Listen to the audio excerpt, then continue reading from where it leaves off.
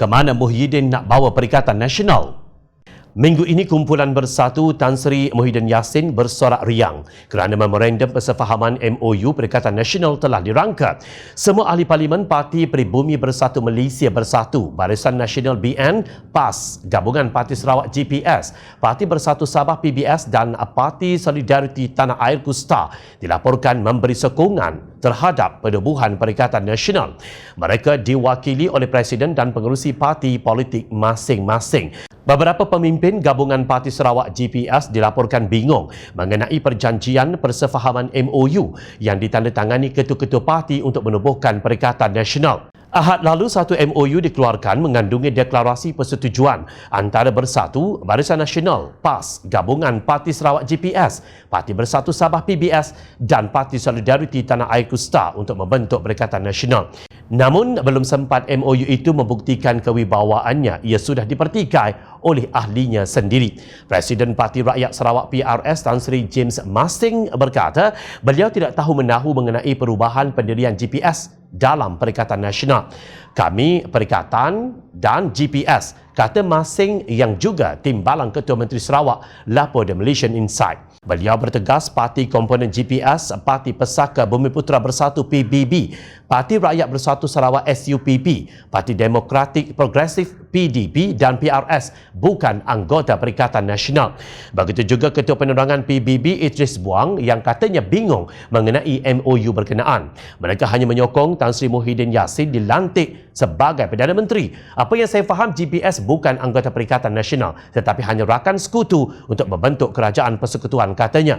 Dilaporkan isi kandungan MOU itu mereka bersetuju memperkasa dan memartabatkan keluhuran perlembagaan persekutuan, kedaulatan Raja-Raja Melayu, prinsip-prinsip rukun negara dan menjamin kebajikan dan kepentingan seluruh warga negara Malaysia tanpa mengira agama dan bangsa. Jika itu kandungan MOU, ia bukan sesuatu yang boleh dilihat sebagai anjakan paradigma untuk menuju ke satu era yang lebih baik. Ia hanya satu deklarasi untuk mempertahankan status quo dan yang juga dipertahankan oleh parti-parti di dalam gabungan Pakatan Harapan.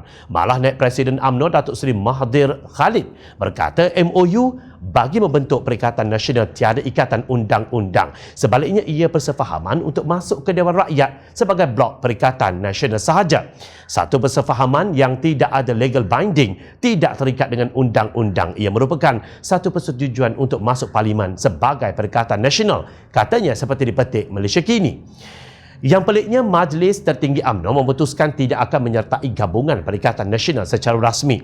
Mereka beramai-ramai merangka MOU kemudian bukan komited untuk menjadi ahlinya.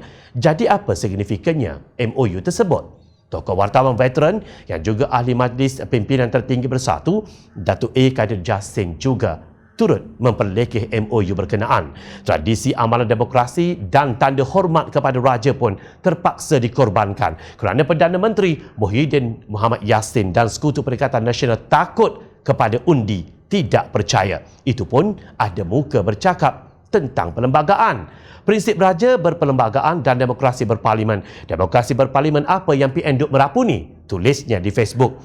Seluruh dunia pun tahu Perikatan Nasional ialah kerajaan yang dibentuk hasil kerja menebuk atap yang tidak mempunyai manifesto dan hala tuju. Selagi ia takut berhadapan dengan undi tidak percaya di Dewan Rakyat, selagi itulah PN yang katanya mempunyai 113 ahli parlimen akan terus dipertikai oleh rakyat. Buatlah 1000 MOU sekalipun. Tanpa ikatan undang-undang, Perikatan Nasional umpama anak buluh betung yang akhirnya menjadi penderhaka. Hai! Jangan lupa klik kanan untuk rentasan berita. Klik kiri untuk keratan berita. Dan jangan lupa untuk subscribe kami, tau!